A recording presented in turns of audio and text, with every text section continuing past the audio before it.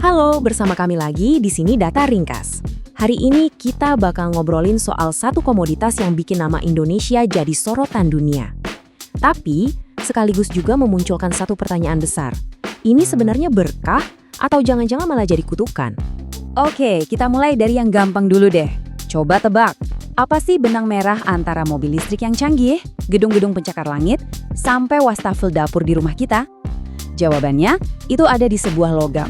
Dan kebetulan, Indonesia punya logam ini paling banyak sedunia. Yap, bener banget. Jawabannya adalah nikel. Logam super serbaguna yang jadi bahan kunci buat macam-macam hal. Mulai dari baterai yang jadi motor revolusi energi hijau, sampai baja tahan karat yang ngebangun kota-kota modern kita. Dan kalau kita ngomongin nikel, Indonesia itu bisa dibilang rajanya. Biar kita kebayang seberapa dominannya Indonesia, kita harus lihat dulu segede apa sih sumber dayanya. Jadi, menurut data, cadangan nikel kita itu gila banget, 55 juta ton. Ini bukan angka main-main loh, angka inilah yang menempatkan Indonesia di puncak panggung nikel global. Nah, terus apa artinya angka segitu di panggung dunia? Coba lihat deh, Indonesia itu menguasai hampir setengah, lebih dari 42% dari total cadangan nikel di planet ini. Pesaing terdekat kita, Australia, bahkan nggak punya separohnya. Dengan harta karun sebesar ini, pemerintah Indonesia ngelihat peluang emas dan langsung ngambil langkah strategis yang super berani. Langkah inilah yang kita kenal sebagai hilirisasi. Sebuah jurus yang benar-benar mengubah total peta industri nikel. Bukan cuma di Indonesia, tapi juga di seluruh dunia. Oke, jadi apa sih hilirisasi itu? Gampangnya gini, ini adalah kebijakan buat stop ngejual bahan mentah keluar dan memaksa semua pengolahannya dilakukan di dalam negeri. Tujuannya simpel tapi kuat banget, yaitu biar kita dapat nilai tambah yang jauh lebih besar. Jadi bukan cuma jadi tukang gali, tapi Indonesia mau jadi produsen industrinya.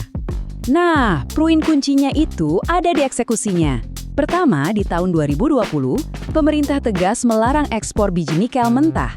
Titik. Ini ibaratnya maksa perusahaan, mau lokal atau asing, untuk bangun pabrik pengolahan atau smelter di sini.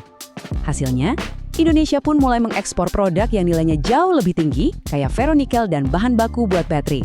Jurus ini emang sukses memicu pembangunan industri gede-gedean. Tapi, ada konsekuensi dramatis yang mungkin gak diduga sebelumnya buat pasar global. Smelter-smelter baru ini bener-bener kayak ngebuka keran raksasa. Produksi nikel kita langsung, boom! Ngebanjirin pasar dunia. Coba deh lihat, produksinya loncat gila-gilaan dari 2019 ke 2023, lebih dari 2 kali lipat. Terus apa yang terjadi kalau barang kebanyakan di pasar? Ya bener banget, hukum ekonomi paling dasar langsung bekerja, harganya langsung anjlok. Jelas banget kan polanya? Dan fenomena ini nunjukin prinsip ekonomi yang paling fundamental.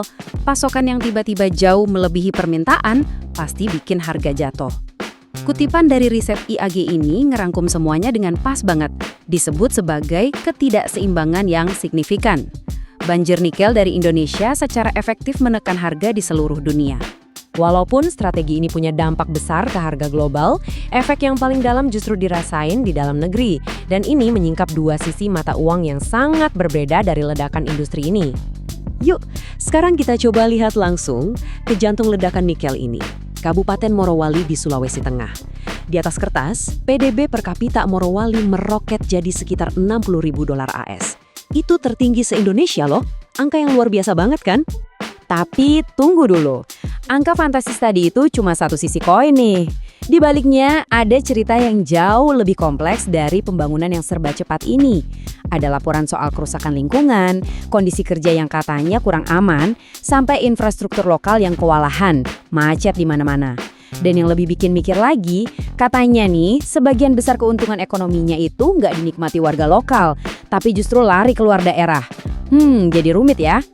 Nah, konflik sengit antara pertumbuhan ekonomi dan keberlanjutan ini akhirnya membawa industri nikel kita ke persimpangan jalan yang krusial. Jadi, apa langkah selanjutnya? Karena ada kekhawatiran soal menipisnya sumber daya dan pasar yang nggak seimbang, para ahli ngusulin beberapa langkah strategis. Ada yang minta moratorium atau pembatasan pembangunan smelter baru biar pasokan bisa dikontrol. Ada juga ide buat bikin bursa komoditas sendiri, biar Indonesia yang nentuin harga acuannya. Dan yang paling penting, ada dorongan kuat buat praktek tambang yang lebih ramah lingkungan dan eksplorasi yang terus berjalan buat masa depan industri ini. Pada akhirnya, Indonesia itu megang kartu kunci. Bukan cuma buat masa depan ekonominya sendiri, tapi juga buat transisi energi hijau di seluruh dunia. Tapi, kekuatan besar ini datang dengan tanggung jawab yang super besar juga. Jadi pertanyaannya, kembali lagi ke awal. Apakah mahkota Raja Nikel ini bakal jadi berkah pembangunan yang berkelanjutan atau malah jadi kutukan dari pertumbuhan yang tak terkendali? Terima kasih sudah mendengarkan. Jangan lupa untuk klik like dan subscribe serta tulis pendapatmu di kolom komentar.